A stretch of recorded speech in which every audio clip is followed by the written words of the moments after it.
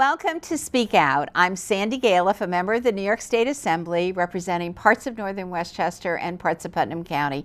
And today we have a new senator in town. And I am so delighted that my colleague that is joining the New York State Senate is with me today, Peter Harkham. And Peter is going to represent the 40th Senate District.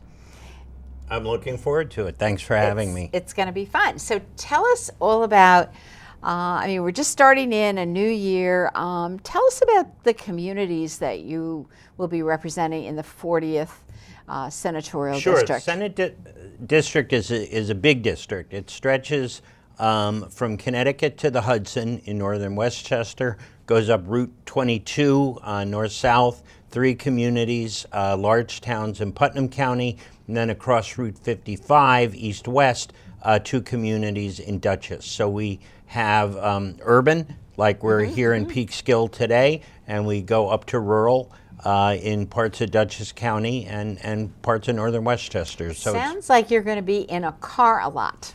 I have already been in a car a lot, and it's a lot of miles, but it's a lot of interesting communities with different needs, but some great people, and I'm looking forward to going to work for them. Right.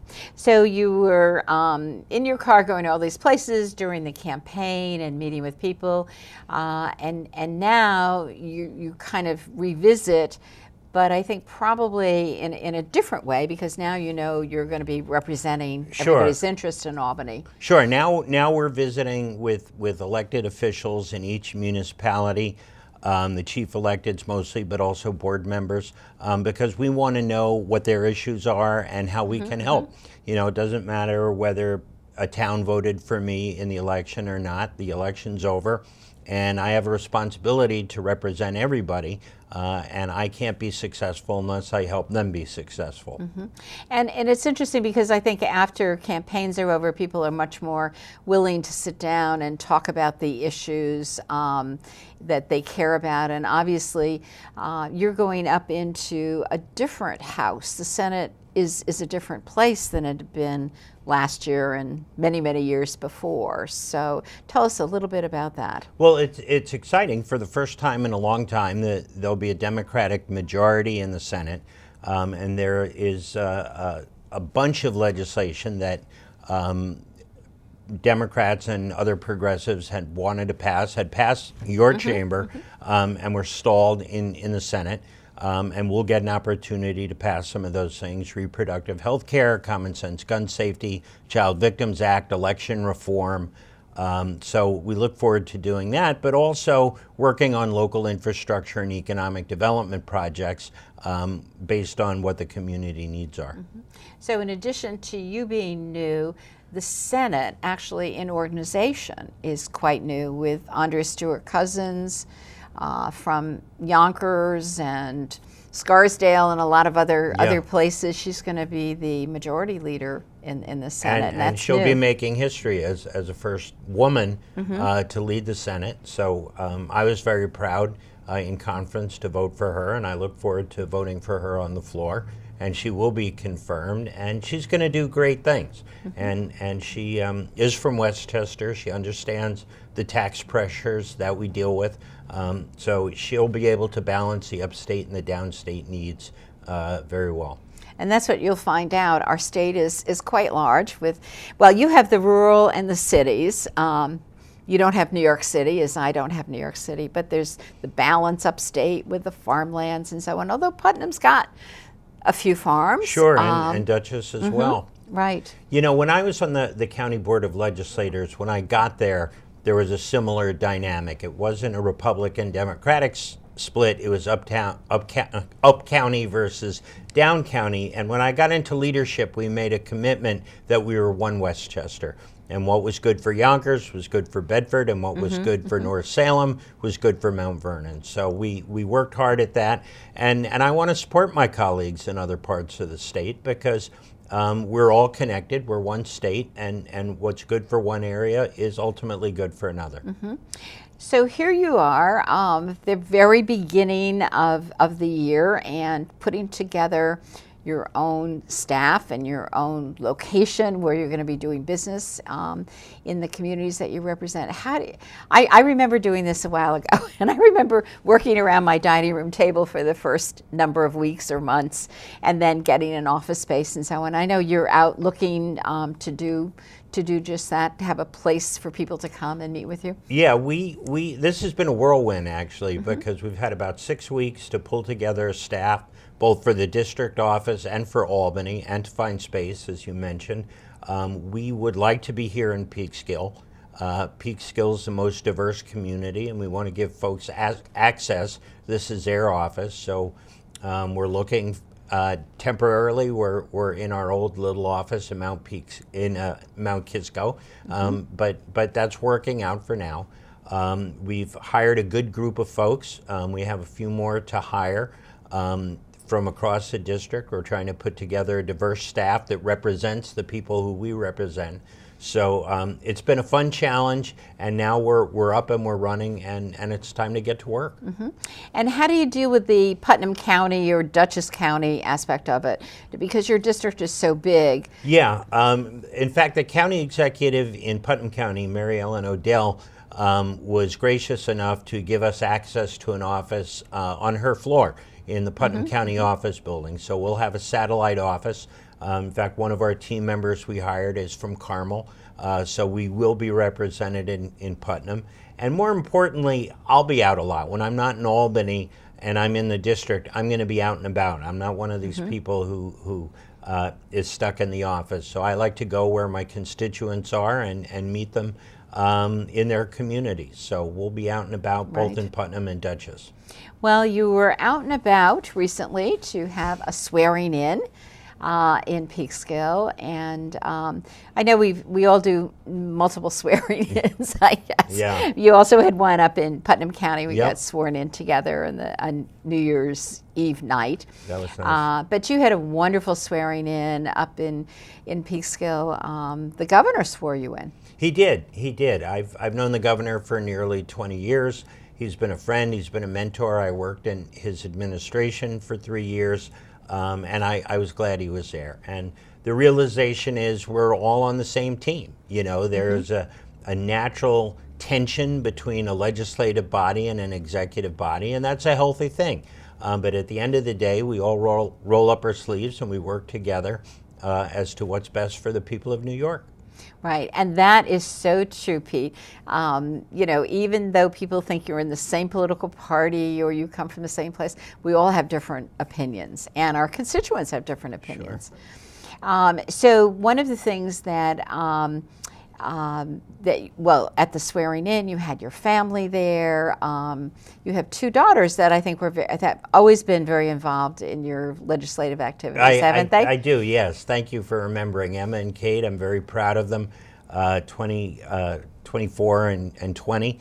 And they, you know, they're very active politically. And it's good to see their generation getting involved. You know, a couple of the issues that really have galvanized people of their age are the gun safety issues after seeing the school shootings and the threats to reproductive health care. So it's good for people like me to receive information from people of that generation, and they've been a great support. Right, that's really great. So you were talking about the work that you had done with the governor, and I know, let's backtrack a little bit about your background. I think you had been very involved with the Tappan Zee Bridge, if I recall. Yeah.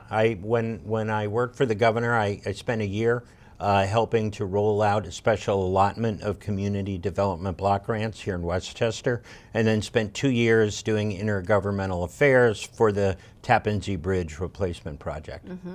Well, you probably, although your district doesn't really include the Tappan Zee Bridge. Not now. I mean, directly. Sleepy Hollow would be the closest. Right.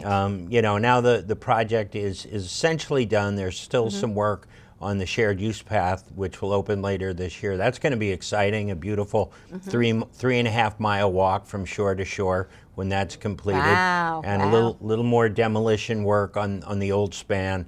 But it was a remarkable project, and it was great to work on. I learned a great deal. And we were embedded with the engineers and the contract management team because we had to know what was going on. So I learned a great deal. And, that's a kind of bold infrastructure that we need to be thinking about if we're going to compete in this century. Right, absolutely, absolutely. So the other areas that you have totally been involved with was being a Westchester County legislator, and I believe at that time also majority leader? I was. Thank you. I was a majority leader for 4 years. I served from 2008 2015 representing Northeast Westchester. And a lot of that's in the New York City watershed, so environmental issues were critical. We dealt a lot with affordable housing and some other issues. So it really, I think, prepared me for this new role. Right. Well, I served also at the county board in Westchester, and I found it very helpful because so many of the issues, they're similar, but they're different. But you gain so much knowledge from the county aspect and budgeting and so on that you're helpful up in Albany.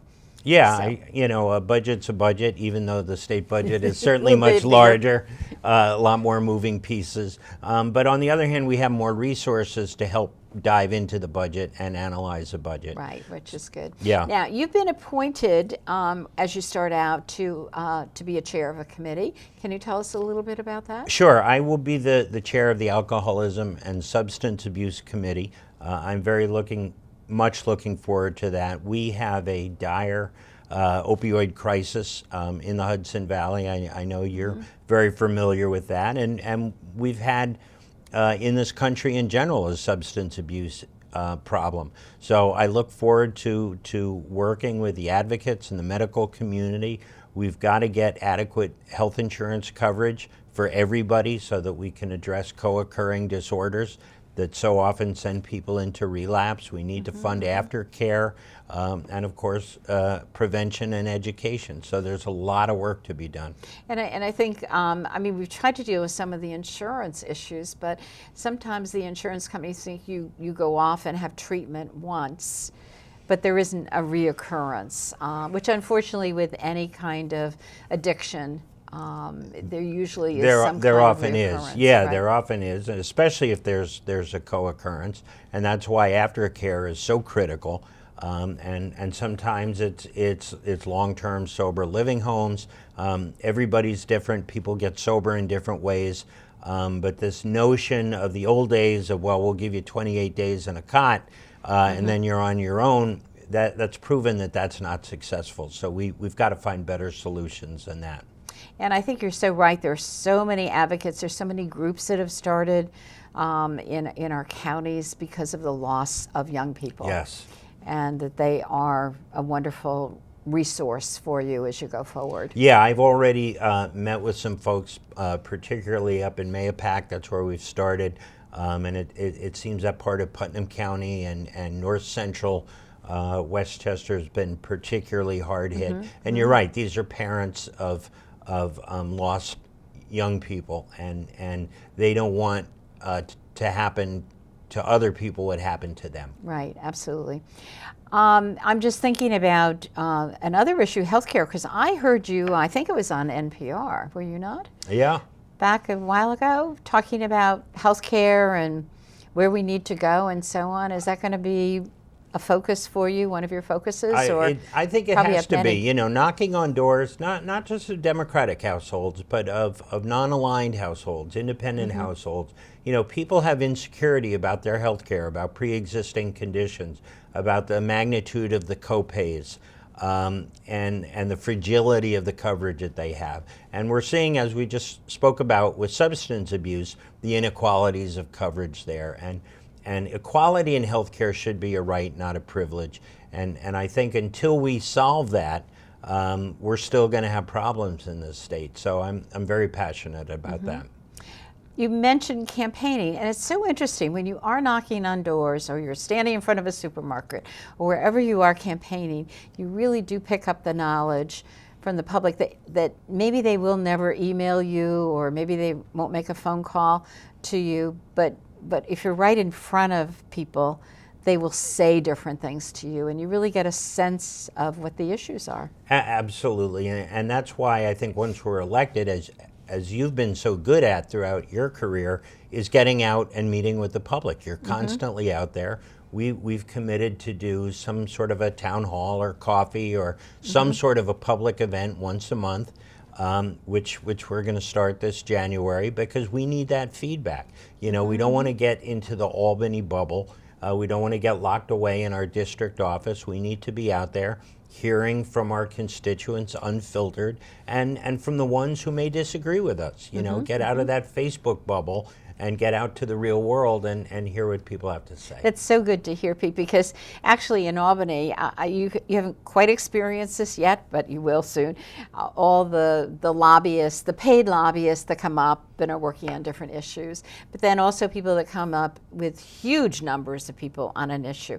But it's not always all the issues that you really need to hear about, and that's what you can get through the town meetings or the local coffees or whatever. Yeah, and it's also important to then stay in touch with our local officials, because while the ideological issues of the day that we deal with in legislative bodies are important, it's really the local municipalities and that constituent service, to me, is the most important. What can we do to help them with their vision for where they want to go?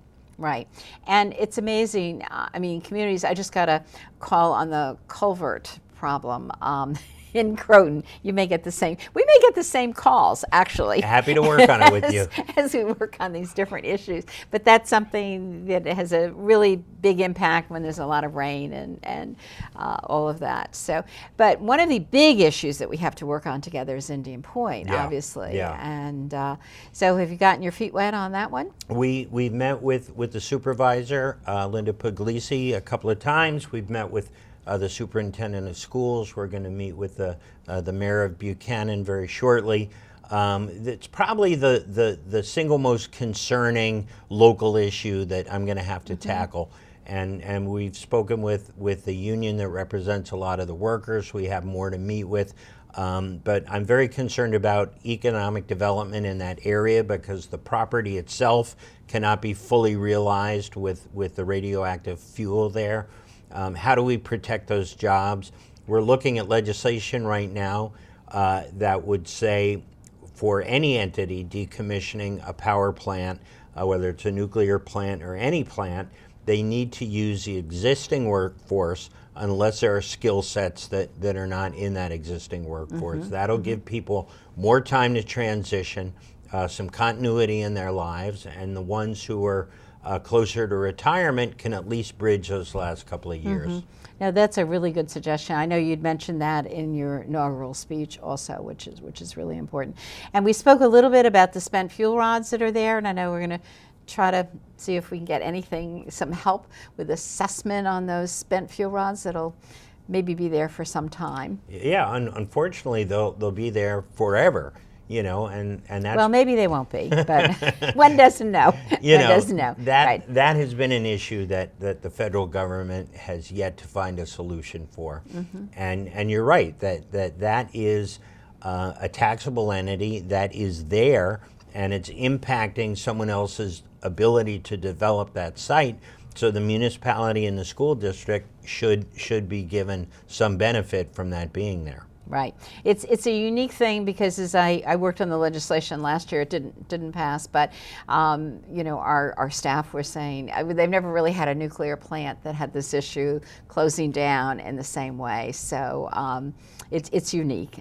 We'll have probably a lot of unique issues that we have to deal with Indian Point. And we're seeing this more and more, as natural gas and renewables have become cheaper than these older nuclear plants. We're going to see this more and more throughout the state.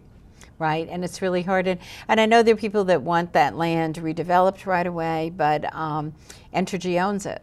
So, it tends to be a problem when somebody has ownership of the land. You can't. Right, you need a willing partner. Right, you need a willing partner on this. So I'm assuming, Pete, that you're going to be on will be appointed, or you have been appointed on the Indian Point task force? We have requested that we'd like to be on the Indian Point Task Force. Until that's official, we will still be at every task force meeting. It's important that we're there. We've read the report. Our staff is up to speed, and I'll be at the next meeting coming up later in January. Right. I know one of the meetings that you had after you got elected was coming to my office and meeting with me. Oh, and thank you very much. You're very welcome. It was great. And one of the issues that you were speaking about is the whole issue of school funding and we have a year where our property taxes, we don't know how it's all going to play out with the federal with the federal changes in income the tax. loss of the state and local tax we think it's going to be a disaster for many of us, but if we haven't done our tax returns yet, we're not quite sure yet. Well, and if the IRS stays closed. Right. Well, if you had a refund, you might not get it back. So I'm sure you have to still do your taxes, even if they're closed. But you were talking about looking, to the future. Where do we go? What are some of your thoughts on the school funding? Yeah, fortunately in the short term, we think we can make some progress because we share a very smart colleague, Shelley Mayer, in the Senate, who will be chairing the Education Committee, who understands the shortfall that we're facing here in Westchester. And that was really a shortfall created by political decisions, not educational ones. So we're hoping in the short term we can repair some of that damage. But what we're seeing, and you were alluding to when you're talking about property taxes, is it's not sustainable to fund our education system through property taxes anymore. I think we've reached the breaking point. And so we need to look at what other states do to fund education more in line with a progressive income tax rather than a property tax, to have some more equity and take pressure off of seniors and those living on fixed incomes.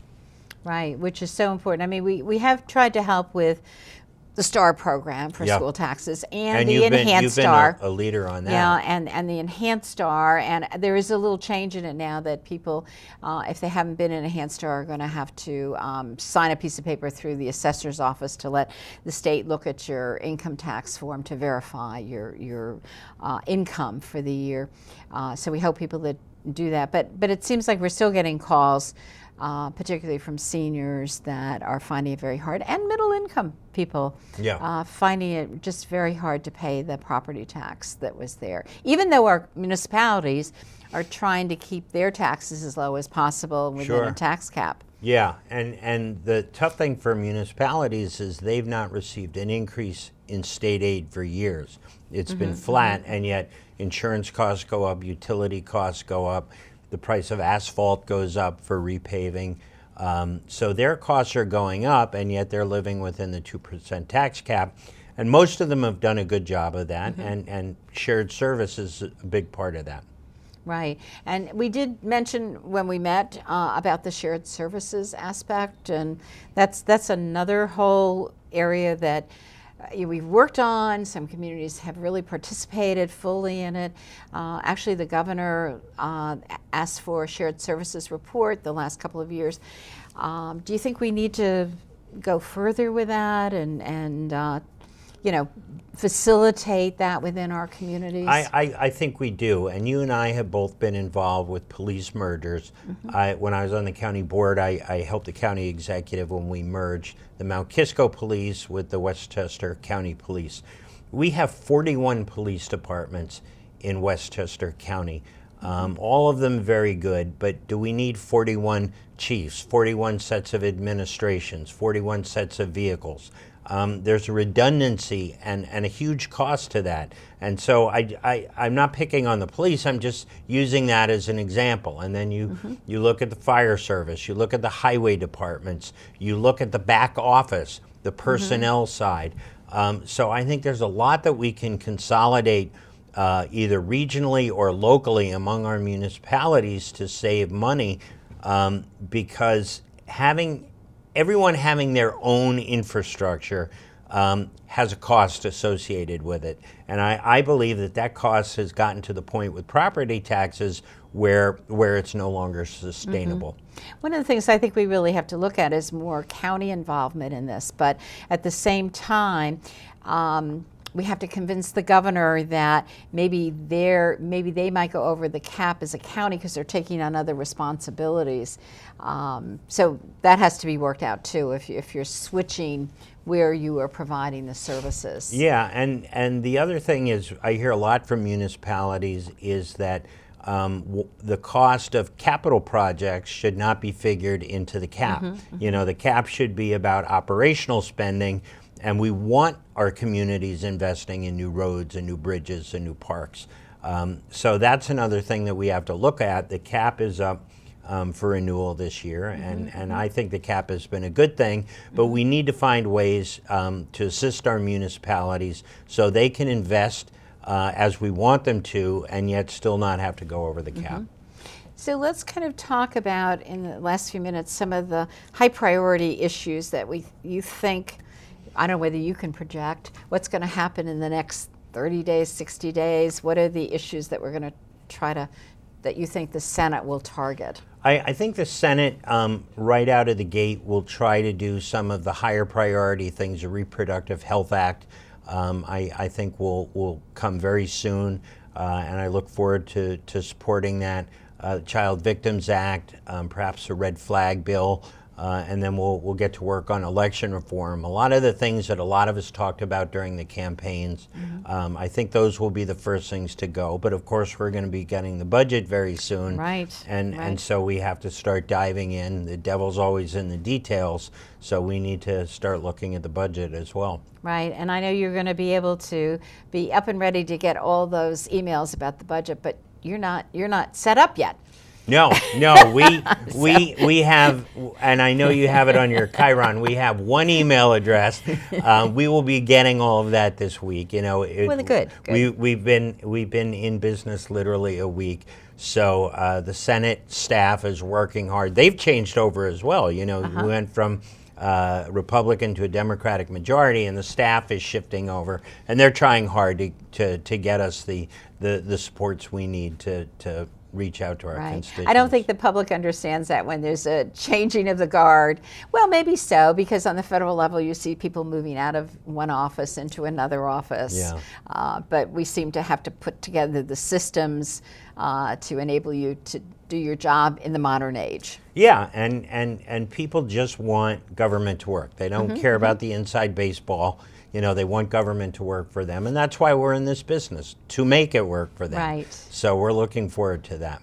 Well, I am so happy to have you as a colleague and working on behalf of our counties. I don't have Dutchess, but I do have Putnam and Westchester, and I know we're going to be working on a lot of issues together. I'm thrilled to work with you, and you've been a mentor and a friend, and I thank you for all your help so far, and I'm going to be calling on your counsel. Right.